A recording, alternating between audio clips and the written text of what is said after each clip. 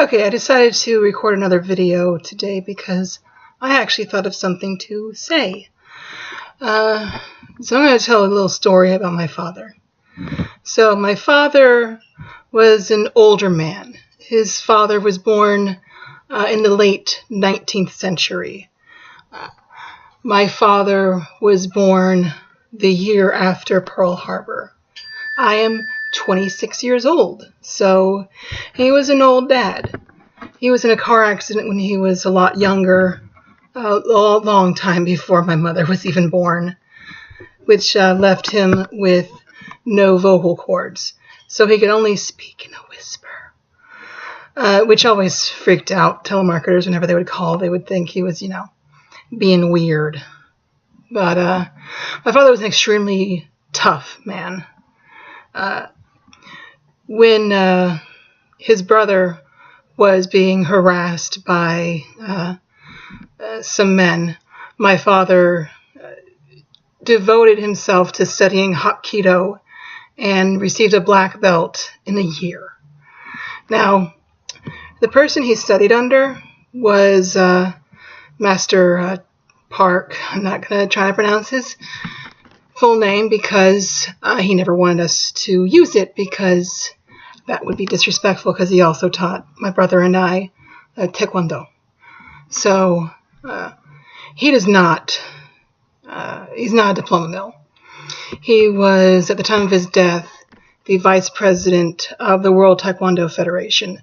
So he was pretty high up there. He was the reason why Taekwondo is an Olympic sport.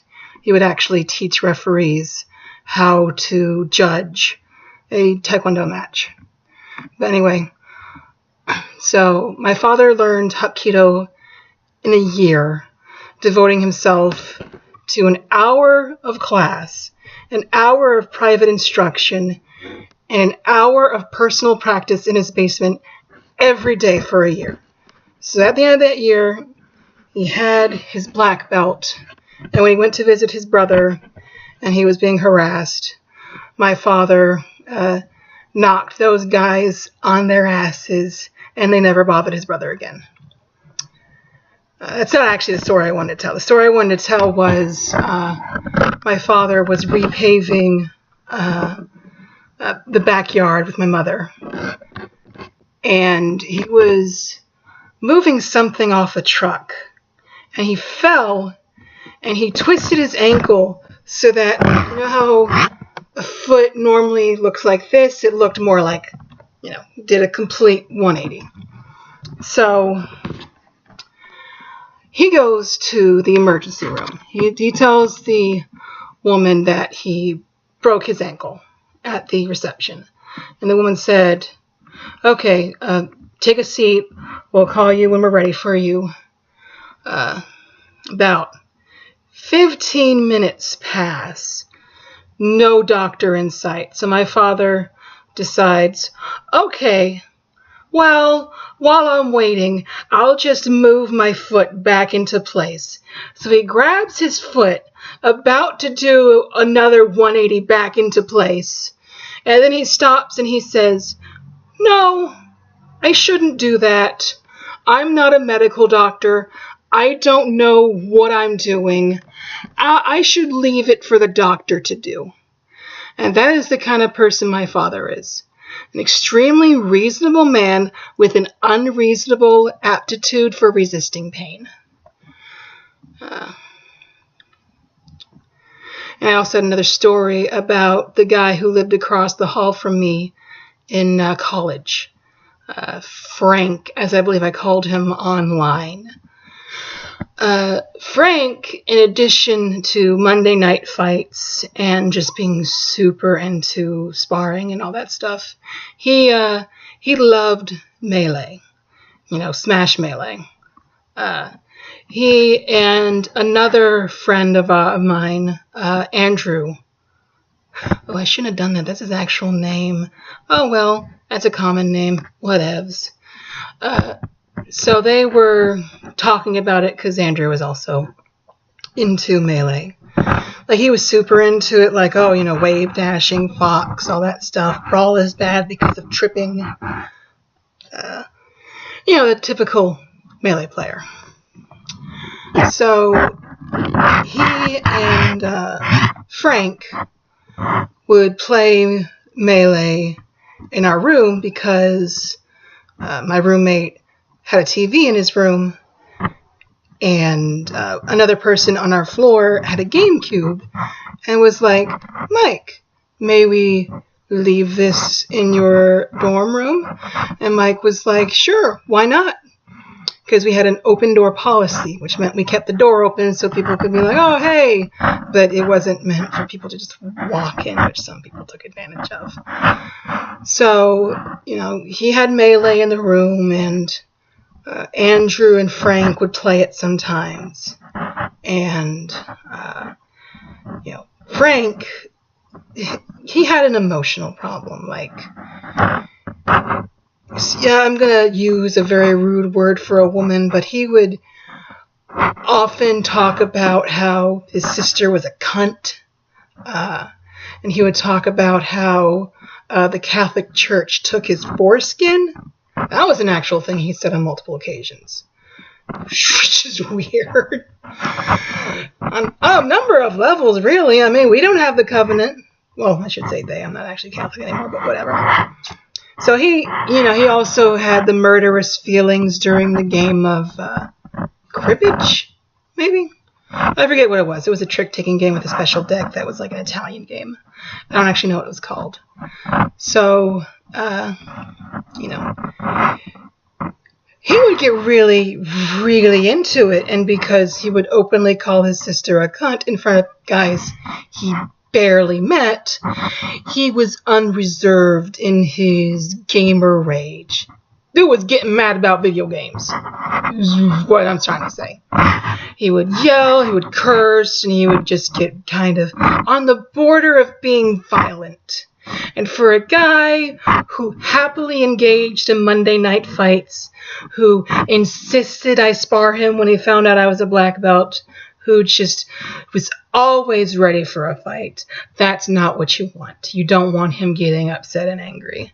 So finally, my roommate Mike took him aside and said, listen, you can't do this. If you do not stop acting like that in our room, you are not welcome here anymore. And he stopped. So that's my roommate Mike, who no longer talks to me. I wonder why.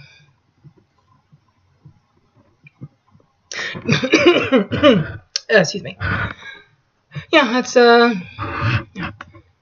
roommate actually also had a sausage part, he literally made sausages from his grandfather's recipe. He brought them in one day for all of us to eat. I actually had a really bad period of depression where I felt like we weren't actually friends, that he was only humoring me because we lived together. But it was good. I eventually realized he wanted me there, even though he hadn't explicitly invited me like he did other people. I guess he thought that it went unspoken. I didn't think that. But, we had a good time.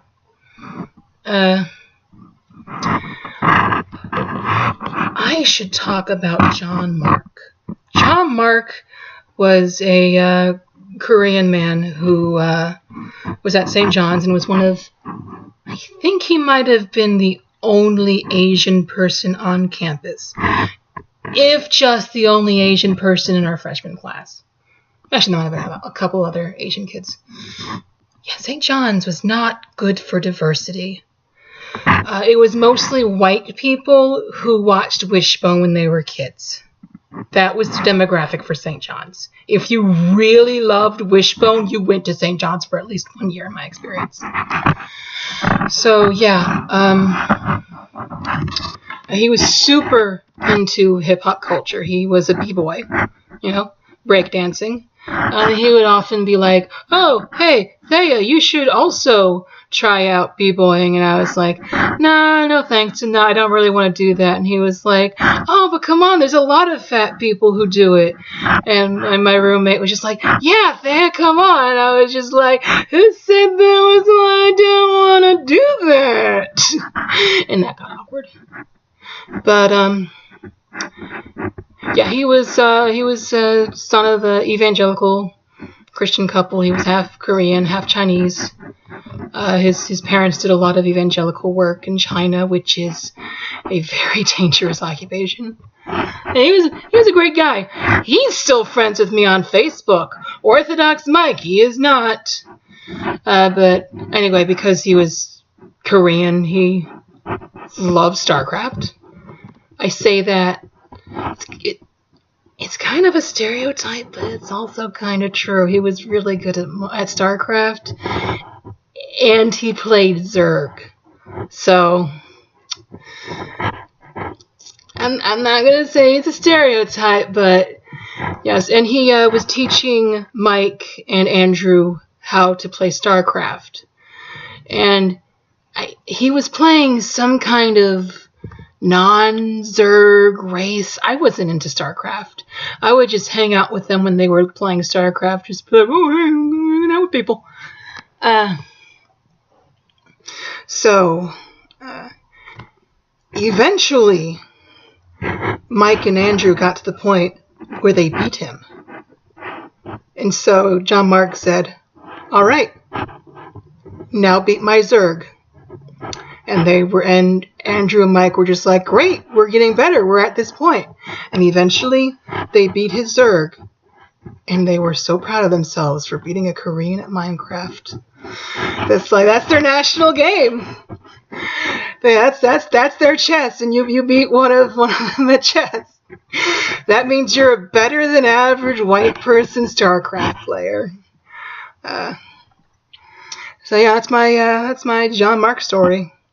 I already talked about him when he told Mike, let Frank leave if he feels murderous. That, I think, is the best illustration of their two personalities. Mike, upon seeing that situation, wanted to reconcile Frank and be like, no, Frank, you don't have to be this angry or upset. It's fine. And John Mark was just like, no. If he feels he needs to leave, then he should leave and calm down. And I think in the situation where someone says they're murderous, the latter is the better move. So yeah, it's some stories I have. Better than me rambling about bullshit, right? Maybe. We'll see.